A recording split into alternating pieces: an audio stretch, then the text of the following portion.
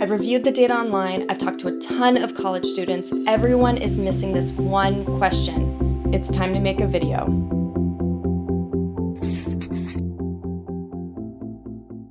Today we're going to answer the following question from our Microeconomics final exam, and that is to find total profit of the monopolist under the following conditions. Demand for this good is marked by P equals 100 minus 2Q, and this monopolist's fixed cost is 100 and his marginal cost is 20. Now, if you haven't already done so, check out our video, Maximizing Profit Under Monopoly, then actually try to do this problem by yourself, and then come back and we'll work through this problem together. Ready? I'm going to quickly recap 3 important truths about a monopoly.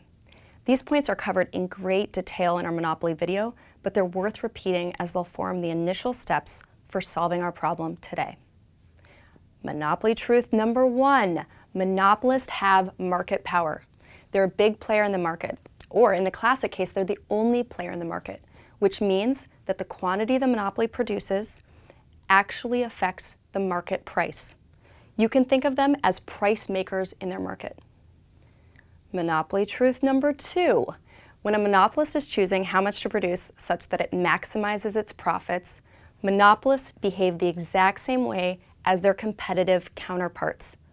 All firms, even the price makers of the world, set marginal revenue equal to marginal cost to find that profit maximizing quantity.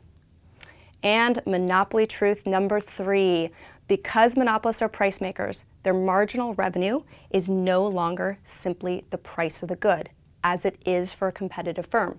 Instead, the monopolist's marginal revenue varies with the quantity it sells and is less than the market price. As mentioned, these 3 truths form the initial steps for solving our problem today.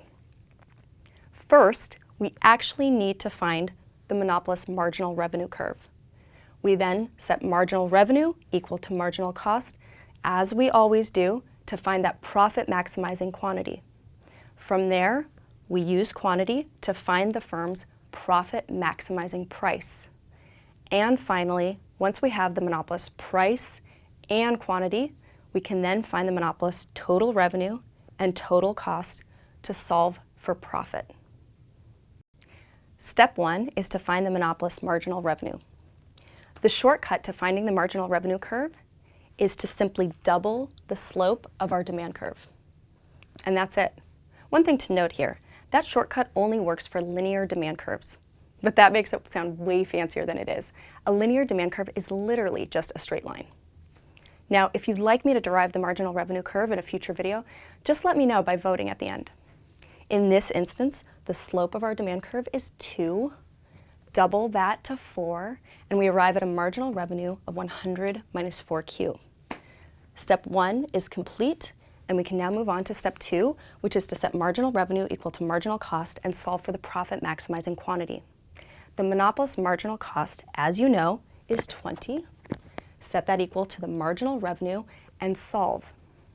I know you can do this math, and I know you're doing this math right now, so I don't really have to go through it. After solving, you'll arrive at a profit maximizing quantity of 20. Step 2 is done, and we can now move on to step 3, which is to find the market price.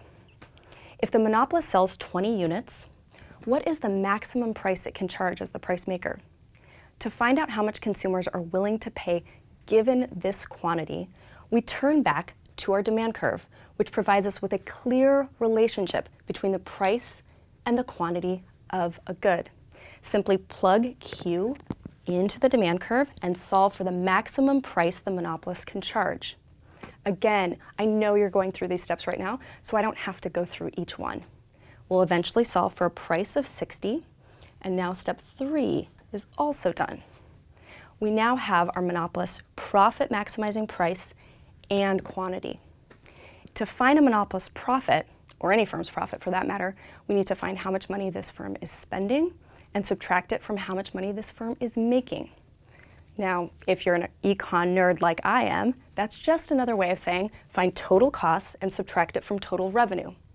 Total cost, as you know, is fixed cost plus variable cost. And we know from the initial conditions that fixed costs are 100 and marginal costs are 20. Plug these back into the equation to arrive at a total cost of 500.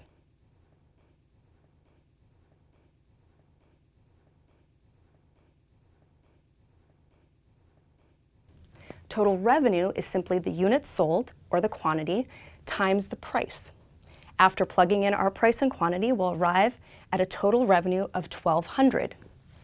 And now all we need to do is subtract our total costs from our total revenue to arrive at the firm's profit of $700. And that's it. As always, please let me know what other concepts and questions you'd like me to cover. And if you'd like to challenge yourself, we've included some additional questions for you to try at the end. Thanks.